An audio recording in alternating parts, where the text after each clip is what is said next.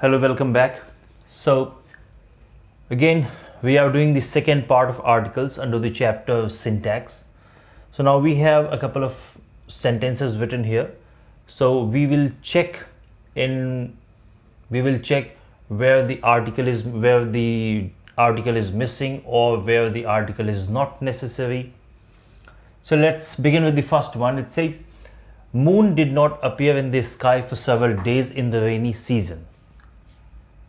So here we have to use the definite article the here with moon. So we have to say the moon did not appear. We have to use the definite article the. The moon did not appear in the sky for several days in the rainy season. We have to use the definite article the with moon, sun and earth.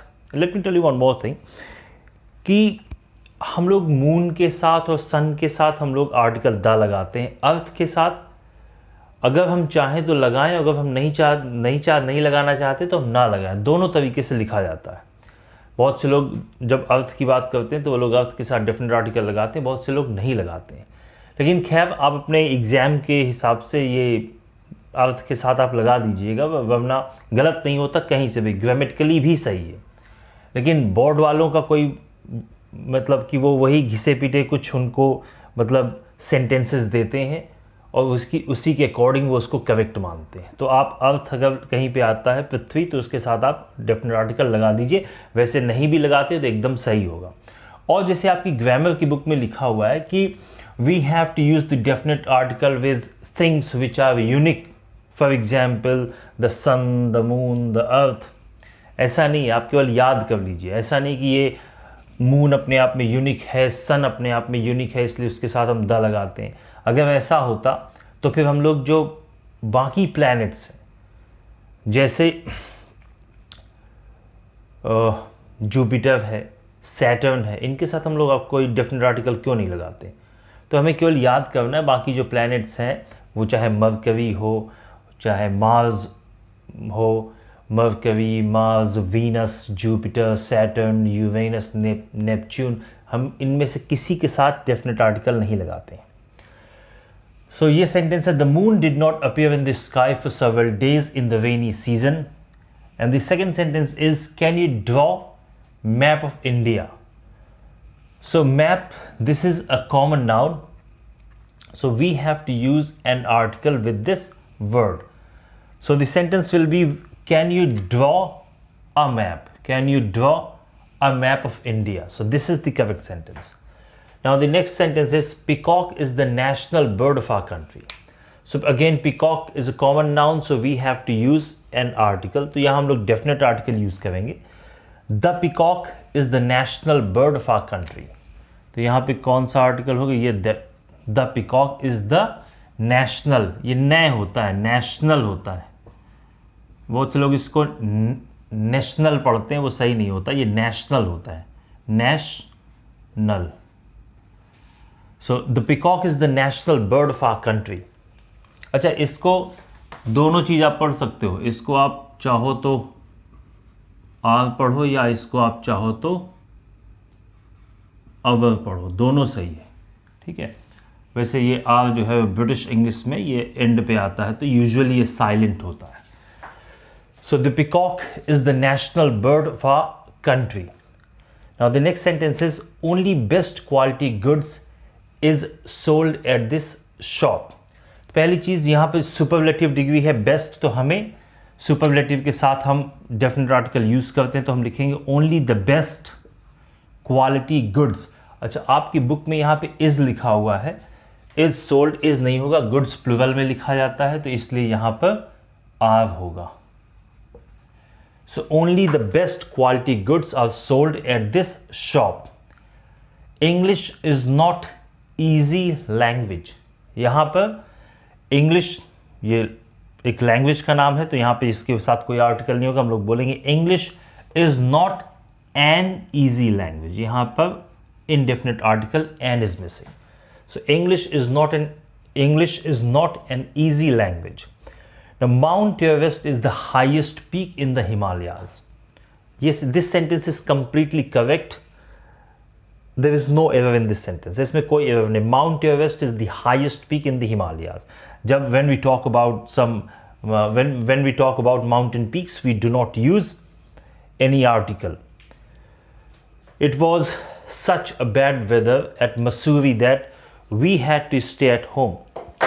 We don't use any indefinite article with weather. So here we will not use a. We will simply say it was such bad weather at Mussoorie that we had to stay at home. कि हमें घर पे रुकना पड़ा. He took to the habit of smoking at an early age. He took to the habit of smoking at early age. तो यहाँ पे early age लिखा है, तो हमें यहाँ पे क्या करना है, केवल हमें यहाँ पे an लगाना है, at an early age. अच्छा, एक छोटी सी चीज़ मैं आपको बता दूं, जैसे कि देखिए मसूरी इन्होंने लिखा है. मसूरी की स्पेलिंग क्या है? MUSSOORIE. ये मसूरी की स्पेलिंग लिखी गई. तो ये जो स्पेलिंग हम लोग लिखते हैं, जैसे किसी के नाम की होती है, जैसे मेरा नाम है शैलेंद्र, अब इसकी स्पेलिंग में लिखता हूँ SHAILENDRA. ठीक है, तो ये हमारी कन्वीनियंस के लिए है. वरना अगर आपको किसी से भी, अगर आप किसी का नाम पूछते हैं, आपको उसका नाम पता है, आपको पता है कि इसका नाम इंग्लिश में मुझे कैसे लिखना, फिर भी आप उसकी स्पेलिंग पूछ लीजिएगा, क्योंकि ये कोई एकदम वैसा रूल नहीं होता कि हमें किसी का नाम है तो बस उसको ऐसे ही हम लिख सकते हैं. वो अगर चाहे तो उसको अपनी स्पेलिंग में चेंज भी कर सकता. आप ये नहीं कह सकते कि नहीं भैया मैंने तो पढ़ा कि के से का, KH से खा, ये सब केवल एक मतलब अपनी सुविधा के लिए होता है, लेकिन ये कोई एकदम इससे वैसा कोई रिजिड रूल नहीं होता है. जैसे शंकर, बहुत से लोग शंकर की स्पेलिंग कैसे लिखते हैं? SHANKA लिखते हैं, कुछ लोग KER लिखते हैं. तो ये नहीं कि जो KE लिखता है वो गलत है, जो KAR लिखता है वो सही है. किसी का भी आप नाम पूछते हैं तो उसकी स्पेलिंग आप उससे पूछ लीजिए. आप उसमें अपना ज्ञान मत दीजिएगा कि नहीं इसकी तो स्पेलिंग यही लिखी जाती है. और इसके बाद हम लोग कुछ और एग्जाम्पल्स देखते हैं. So the next sentence is the last summer frequent breakdown of electricity made our life miserable. तो यहाँ पर हम यहाँ पर चाहे तो इंडेफिनिट आर्टिकल लगा सकते हैं. I mean if we wish we can use an indefinite article a, and if we can also use the definite article the, depending on the sense we want to convey.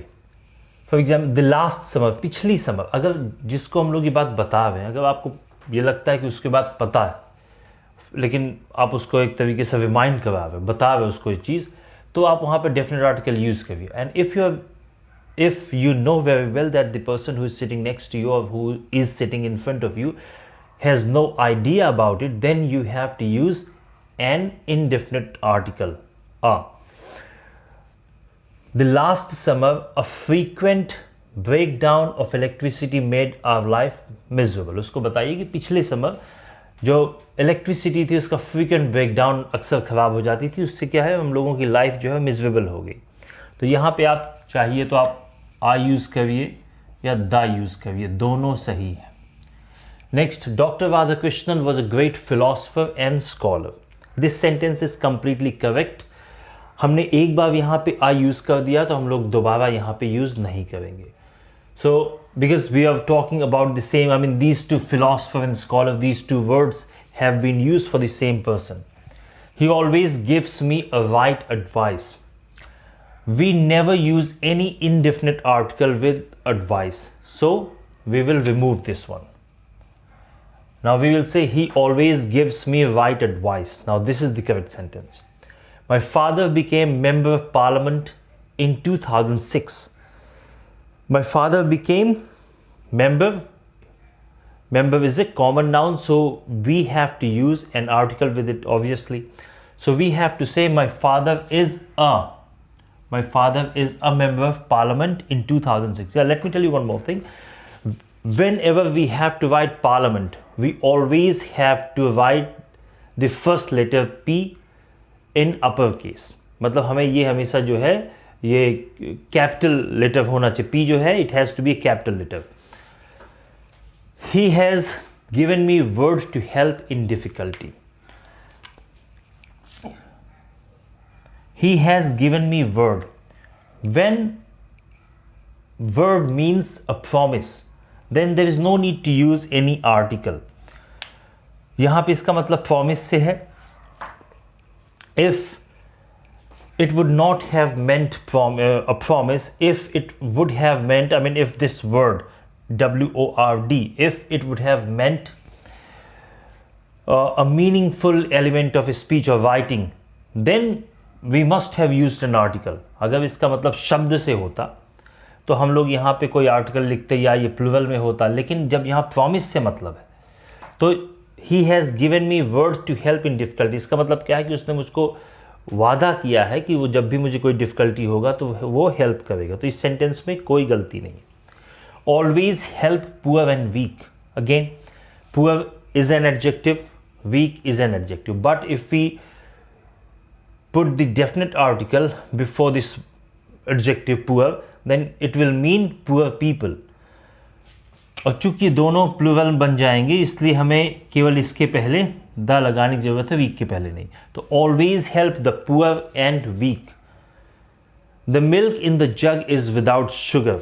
इसमें हमें ये this sentence is completely correct. Milk is a material noun.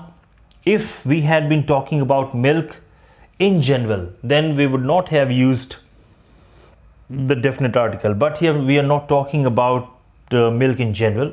Here we are being specific. Here we are talking about some particular milk. तो हम किस milk की बात कर रहे हैं? The milk which is in the jug. तो हम लोग एक मतलब स्पेसिफिक हो रहे हैं कि जो जग में जो मिल्क है हम उसकी बात कर रहे हैं, इसलिए यहाँ पे डेफिनेट आर्टिकल लगे. The milk in the jug is without sugar. और इसके बाद के कुछ सेंटेंसेस देखते हैं हम लोग. ये नेक्स्ट सेंटेंस है, माई brother prefers travelling by a train. अब इसमें क्या रॉन्ग है? देखिए, हम लोग जब भी whenever we talk about public transport and we use the preposition by, we don't use any article. My brother prefers travelling by train. We have to say by train, not by a train. Let me give you a couple of more examples. For example, I can say I am going to the city by bus. I am going to the city by plane. So we don't have to use any article after by and before the mode of transport which you're talking about. So my brother prefers traveling by train, by bus, by land, by rail, by air, by water. We don't have to use any article. The strike was declared illegal and the strikers were sent to prison. The strike was declared illegal. अच्छा, एक चीज़ आपको और बता दूँ, बहुत से ऐसे sentences जैसे illegal, illiterate, जैसे आप देखते हैं कि literate लिखा हुआ है, ठीक है, आपने उसके पहले IL लगा दिया तो आपने उसको क्या पढ़ा? इलिटरेट. ये लीगल है, लीगल के पहले IL लगा दिया तो आप इसको पढ़ोगे इलीगल. देखिए, ये इलीगल नहीं होता. कहने का मतलब है कि लीगल ऐसे इसका प्रोनाउंसिएशन नहीं होता. दो बार ला नहीं आता है. हम केवल इसको पढ़ेंगे इलीगल. भले ही डबल L है लेकिन हम लोग दो बार L नहीं पढ़ते. इलीगल. इलिटरेट नहीं होता. इसी तरीके से इसको इलीगल पढ़ते. तो खैर, अब आपको, हाँ, तो ये सेंटेंस कंप्लीटली सही है, इसमें कोई भी गलती नहीं है. The strike was declared illegal and the strikers were sent to prison. Though prison is a common noun but we will not use any article. I will tell you why. There are a couple of words with which we do not use any article. For example, if prison, I mean, for example, if I say that he has gone to prison, it means he has gone to serve his term in that building. जिस चीज़ के लिए वो building होती है, जैसे prison है, वो किस चीज़ के लिए प्रिजन होता है? वहाँ पे जो प्रिजनर्स हैं वो भेजे जाते हैं, वहाँ पे वो अपनी सज़ा बिताते हैं. तो जब कोई वहाँ पर आदमी जाता है अपनी सज़ा के लिए, तो हम लोग आर्टिकल यूज़ नहीं करेंगे. जैसे for example, if I say I am going to school, it means I am going to that building to study. And you know very well that the school is for studies. जो school होता है किसके लिए होता है? पढ़ाई के लिए होता है. So if somebody is going to that building for studies, then we will not use any article. We will simply say he is going to school. We will not say he is going to the school. That will be wrong. If I say, and let me tell you, if we use the definite article, the meaning will change.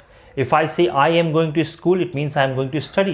If I say I am going to the school, it means I am going to that building, but I am not going to study. I have to do some other job. ठीक है? तो हमें कोई अगर और काम करना, for example, if I say I am going to temple, so why do people go to temple? Because they have to offer their prayers to the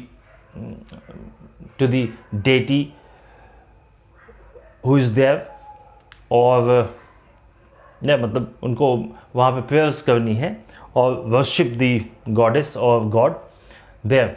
but if I say I am going to the temple, it means I am going to that building, but I am not going to offer my prayers, I am not going to worship there.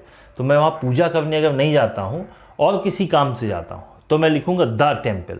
इसी तरीके से church, तो जैसे prison, jail and school, hospital. If I say I am going to hospital, it means I am going to get treatment in that building.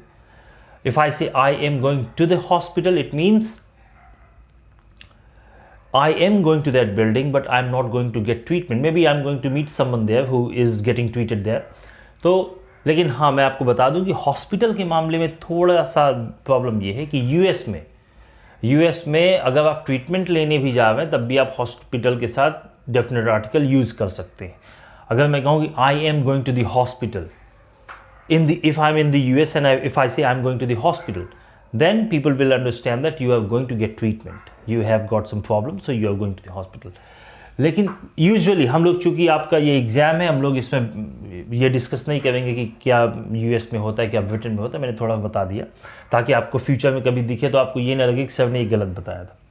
Kalidas is Shakespeare of Sanskrit literature. यहाँ पे क्या है, Shakespeare is a proper noun, but here we have used it as a common noun. क्या common noun? क्योंकि हम यहाँ quality बता रहे हैं, जो शेक्सपियर की क्वालिटी. कालिदास कैसे हैं? वो संस्कृत के शेक्सपियर. कहने का मतलब शेक्सपियर जैसे इंग्लिश में इतने फेमस थे, वैसे ही कालिदास जो है वो संस्कृत में ही वैसे ही फेमस है. तो जब हम लोग ऐसे किसी को लिखते हैं तो हम लोग लिखेंगे Kalidas is the Shakespeare of Sanskrit literature. अब इसके बाद हम लोग कुछ सेंटेंसेस देखेंगे. We will go through some fill in the blank sentences. I mean, we will go through the sentences in which we have to fill the blanks, जिसमें हमें blanks भरने हैं. चलिए तो उनको देखते हैं. ओके, सो ये सेंटेंस है, डोंट मेक नॉइज प्लीज. दो noise is put in the category of abstract nouns, but even then here we will use the indefinite article a. Don't make a noise. Noise के साथ ये लगता ही है, ये आपको याद करना पड़ेगा. Don't make a noise please. Sure मत करिए. London stands on Thames. Since London is a proper noun, so we do not have to use any article here. We will say London stands on Thames is a river which flows through London. So here, and we use the definite article the with the names of rivers. So here we have to say London stands on the Thames. I want cup of coffee. So here we have to use the indefinite article I want a cup of coffee. Since coffee is a material noun, we don't have to use any article before coffee. He has not given answer to my question. अच्छा, यहाँ पर हम लोग दोनों possibility है. He has not given an answer और he has not given the answer. मैं बताता हूँ क्यों. कि एक क्वेश्चन के कई आंसर्स हो सकते हैं, तो इसलिए आप कह सकते हैं कि he has not given an answer to my question.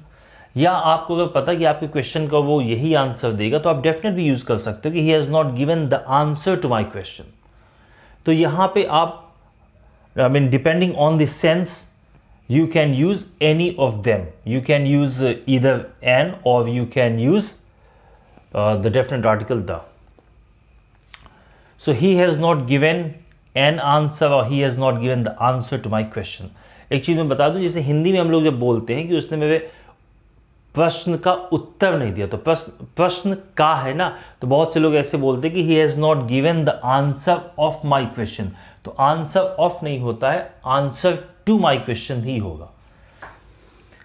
She was in wrong, यहां पे क्या होगा, तो ये this is a phrase, in the wrong एक फ्रेज होता है इंग्लिश में, तो यहां पे द लगेगा। इस इन द रॉन्ग का मतलब होता है रिस्पॉन्सिबल फॉर सम ऑफेंस, किसी ऑफेंस के लिए या किसी क्राइम के लिए, कोई भी आपने गलत काम किया उसके लिए जिम्मेदार होना। तो अगर मैं कहूँ कि she was in the wrong, it means she was responsible for the offence और फॉर द क्राइम और for the bad thing which happened. तो जो भी मतलब गलत काम उसके लिए वो रिस्पॉन्सिबल थी। तो इन द रॉन्ग का मतलब होता है रिस्पॉन्सिबल फॉर सम ऑफेंस और क्राइम।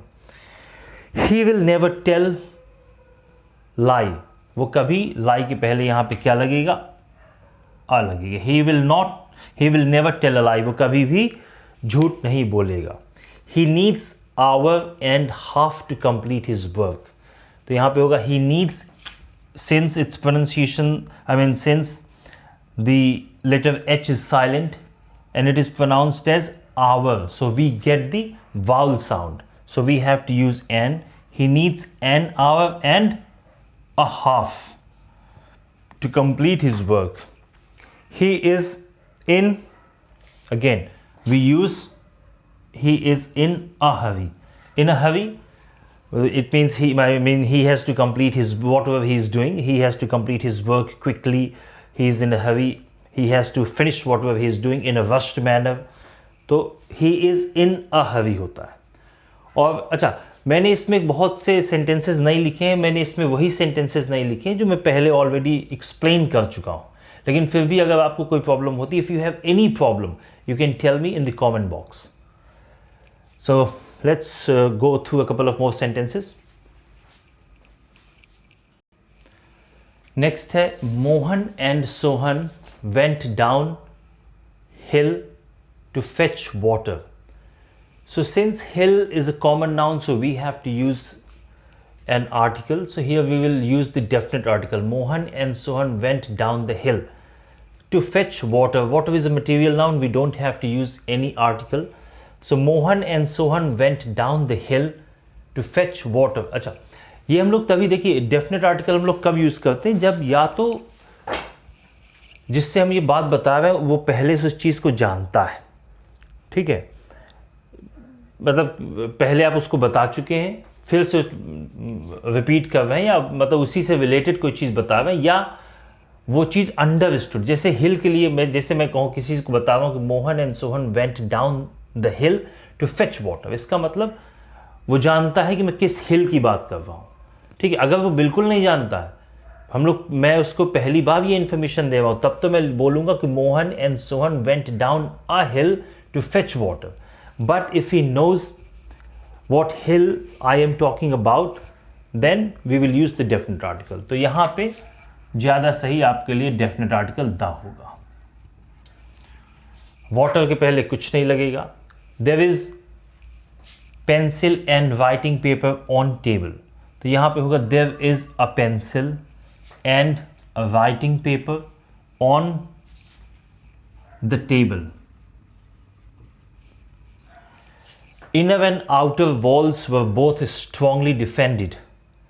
यहाँ पर हम लोग डेफिनेट आर्टिकल यूज करेंगे द इनर, एंड अब यहाँ पे चूंकि ये प्लूरल में है तो जो हमने एक बार यहाँ पे द लगा दिया तो दोबारा आउटर के पहले द लगाने की जरूरत नहीं, तो हम लोग बोलेंगे the inner and outer walls were both strongly defended. अच्छा, एक चीज़ मैं बता दूं, बोथ जो यहाँ पे लगा है, यहाँ पे लगाना सही नहीं होता, आपकी बुक में लिखा हुआ है, लेकिन बोथ अगर आपको लिखना है कि दोनों, अंदर की और बाहर की वॉल, तो हम लोग इसको ऐसे बोलेंगे बोथ बिगनिंग में आएगा। Both the inner and outer walls were strongly defended. तो जो बोथ है अगर लिखना है तो हम लोग बिगनिंग में लिखेंगे। नेक्स्ट है a bird in hand is worth two in bush. So here we have to say a bird in hand is worth two in the bush. तो यहाँ पे अ होगा और यहाँ पे बुश के पहले द होगा। ये इंग्लिश में कहा, this is a saying in English, आप इसको याद कर लीजिए कि इसका मतलब होता है कि something is better than nothing. कि अ बर्ड इन हैंड, कि अगर आपके हाथ में एक बर्ड है, वो बुश में, झाड़ी में अगर दो है उससे कहीं कीमती वो है। क्यों? क्योंकि वो तो पता नहीं आपको पकड़ में मिलेंगी कि नहीं मिलेंगी, लेकिन जो आपके हाथ में है वो तो आपकी ही है। तो it means if you have got something it is much better than nothing. Sri Lanka is to the south of India. तो साउथ के पहले यहाँ पे द लिखा जाएगा। Sri Lanka is to the south of India.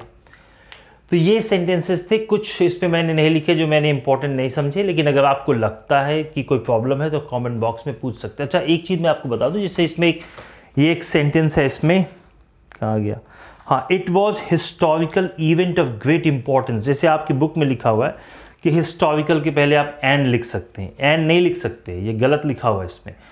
Historical, इसको अगर इसका प्रोनाउंसिएशन हिस्टोरिकल होता, ठीक है, तो हम एंड लिखते। जैसे ब्रिटेन में HOTEL होटल, तो इसका 90% लोग, मुझको लगता है ज़्यादा है इसका, लोग इसका प्रोनाउंसिएशन होटल ही करते हैं। तो जो लोग इसको होटल बोलते हैं वो बोलेंगे कि दिस इज़ अ होटल, लेकिन कुछ लोग ऐसे भी हैं वहाँ पे जो उसको होटल नहीं ओटेल बोलते हैं, H साइलेंट होता है, तो वो लोग वहाँ पे एंड यूज़ करते हैं। तो उसी तरीके जैसे ये सेंटेंस इसमें दिया हुआ है कि it was historical event of great importance, तो यहाँ पे हम लोग बोलेंगे कि it was a historical event of great importance, and historical नहीं बोलेंगे।